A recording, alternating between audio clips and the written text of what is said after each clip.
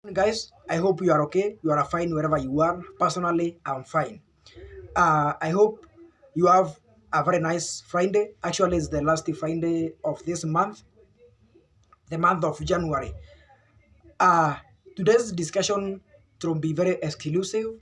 I want to discuss why Raila Amolo Odinga is a worried man and why he needs to sharpen his swans as we near 2022 general election because he has been a perennial loser and he has been betrayed severally and he has also betrayed very many allies. So even this general election is not going to be an odd one out. You know, politics is just the politics. Politics of today is not politics of tomorrow, and it's not politics of yesterday. So I want us to discuss why he is worried, or if he is not worried, he should be deeply worried and strategize newly on what he should do as we near general election. Meanwhile, William Samuel Ruto yesterday was in Kiambu County where he campaigned vigorously, and right now he is in Bungoma County in Western. The Bungoma County is where Moses Masika Wetangula hails from, is the senator there. So today, William Samuel Ruto is in backyard for Moses Masika Wetangula, and William Samuel Ruto, we can or rather say he is back on his new stronghold. Yesterday, or rather tomorrow, he is going to be in Kirinyaga. He will not hold his rally in Wanguru Stadium. Wanguru Stadium, they were denied the permit to hold the rally there. With they were told that the stadium is not complete, so they will not hold the rally there. He will be in Embu County. He will be in Kirinyaga. And he will go even to Moya constituency, where he is expected to address various people and even launch some minor projects. So again, as I said yesterday, Raila Amolo Odinga tomorrow is expected to hold a mega rally in Muranga, UHURU Stadium. So guys, watch out and let's begin on seeing this event, how they are unfolding. Oka principals were yesterday in Ukambani, and they spoke a lot of issues there, where even Gideon Moi want Jimmy Wanjihi against wooing or rather taking Kalonzo to Ruto's camp. So I want us to go direct to the topic of today, and before that, guys, I would like to request you, if it's your first time in this channel, just take a second or two and subscribe. And if you have subscribed this channel, kindly like our videos and share. I know it's possible. And at the same time, I thank you for your continued support. UHURU is currently undergoing unpopularity. UHURU is becoming unpopular as we continue with the period of campaigning. That's one thing why Raila Amolo Odinga should be worried. Raila's presidency is something which is based on UHURU's endorsement, and UHURU endorsing him does not assure him a ticket to State House this August. It will entirely depend on the popularity of Uhuru Muigai Kenyatta. Uhuru currently is becoming unpopular, and some of the strategies Uhuru Muigai Kenyatta might use to win presidency for Raila Amolo Odinga is using the armed forces, forcing people and even causing chaos and dramas on UNDA and the ANC for Kenya Alliance rallies. So he is going to employ some various tactics, although he is worried about using military and the police because of ICC. You know, in 2013 they earned a case in ICC. Luckily enough, they came out of there free, and that is something he took caution, and he can't use military armed forces. So what if he will not be able to use the armed forces. Uhuru has been unable to convince Musalia Mudavadi, Kalonzo Musyoka, and even Wetangula to support Raila Amolo Odinga. And as we saw recently, Mudavadi and Wetangula boldly supported William Samoei Ruto. So what the fate on Kalonzo Musyoka? Uhuru is worried. The other day he sent, as you can see those photos, he sent Ambassador Francis Mudhaura and retired Justice Aaron. So the main agenda was to convince Kalonzo Musyoka to support Raila Amolo Odinga. What if Kalonzo failed to support Raila Amolo Odinga? Uhuru is going to be embarrassed, and Uhuru will retreat in several excuses to avoid Raila Amolo Odinga. And that's where Raila should be worried. He was promised endorsement by Moi Kibaki, which didn't mature. He was promised endorsement by Moi Trotish Arab, which didn't mature. How is he assured that Uhuru's endorsement will mature? So that's one thing he should be much worried. Reason number 2. William Samoei Ruto is winning grounds. William Samoei Ruto is receiving new allies, defectors after defectors, new people entering into politics. Musicians, comedians, or those other popular celebrities are preferring Ruto's camp rather than Azimio. We saw Lois Kim, we saw Rafton, we saw Jesse, who is vying for immense South seat. But the people, those are all people across all divides in this country. But Raila has been only or receiving people who we are assured they must be him, for him. Maybe even those receptions he has been receiving, those some people joining the Azimio, maybe it has been sponsored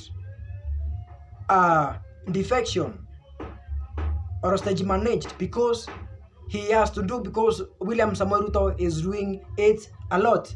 I have some references there. I'm referring to it, that's why I'm keeping looking there. William Samoei Ruto has been able even to woo youth and the women leaders to join his camp. Raila has not been able.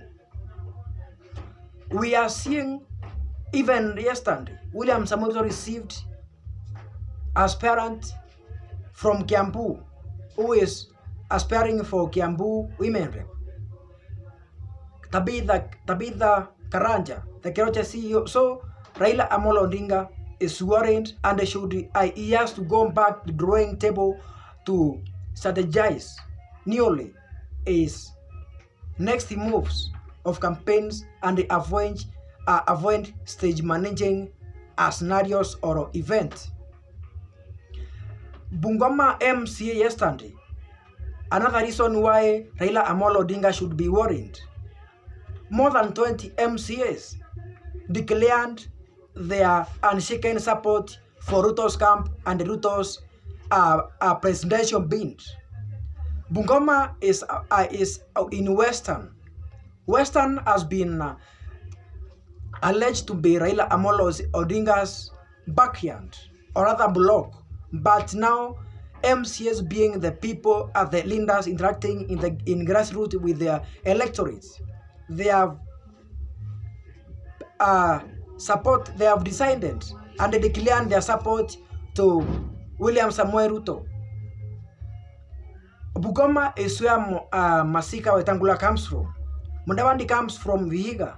We don't know the next step for Vihiga MCAs and some grassroots leaders. And if even leaders from Vihiga declare support for William Samoei Ruto because of Mudavadi, we don't know about other western counties, including Kakamega, Uasin Gishu. So Raila Amolo Odinga should be right now experiencing sleepless night, and even he is sleeping very peaceful. Be assured he is going to lose the seat. Ruto is very sharp. and Ruto is very bright in political concerns. Ruto has experience. He has been in government. He has openly declared he is not worried about the deep state or the systems. He has been winning MPs by elections which have been held against the government, the deep state and the systems. He has brought down systems and the deep state in those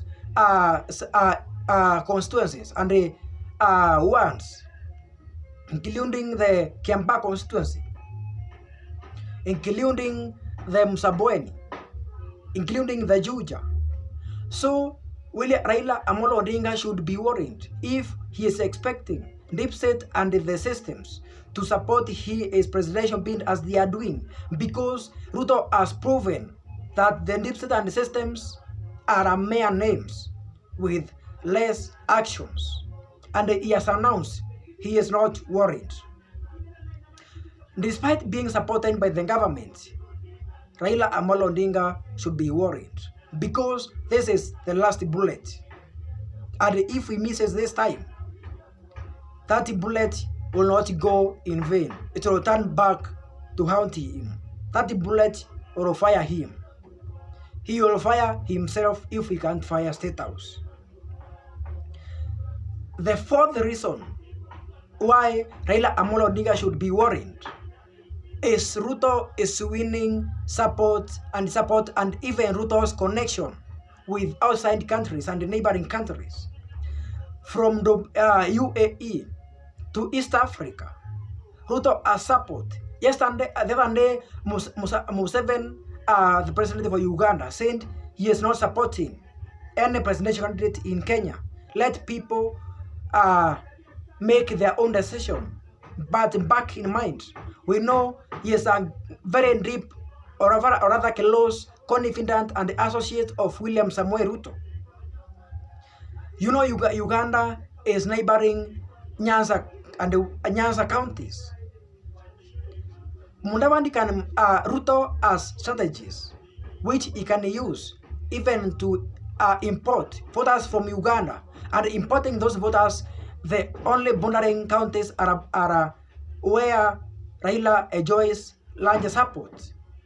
So what can he do to ensure that even if he import voters from Uganda, there's no suspicion from the other camp? Is advising Museveni to openly detach him from his campaign, ostensibly, and for the sake of 2022 strategies being successful.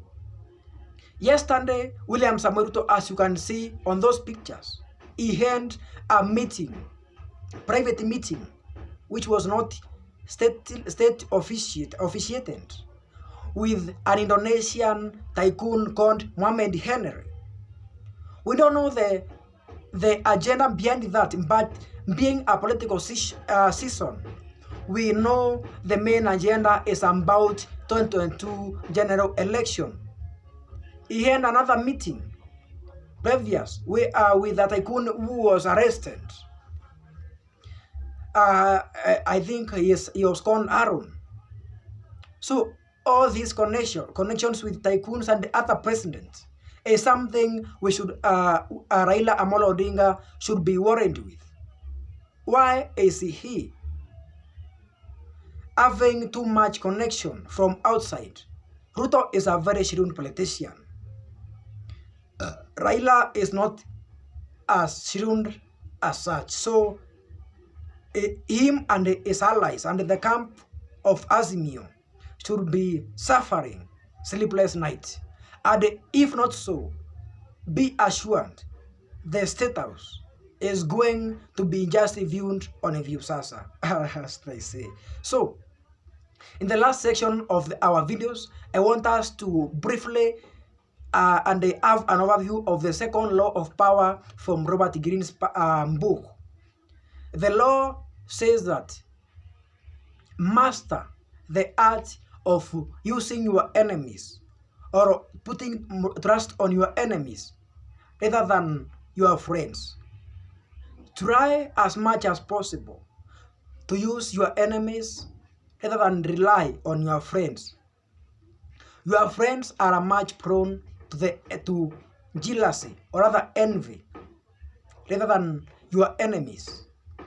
And in the power quest, the match needed is not the friendship, but Robert Greene says the match needed is his skills and the experience and what the person is bringing on the table rather than relying on friendship.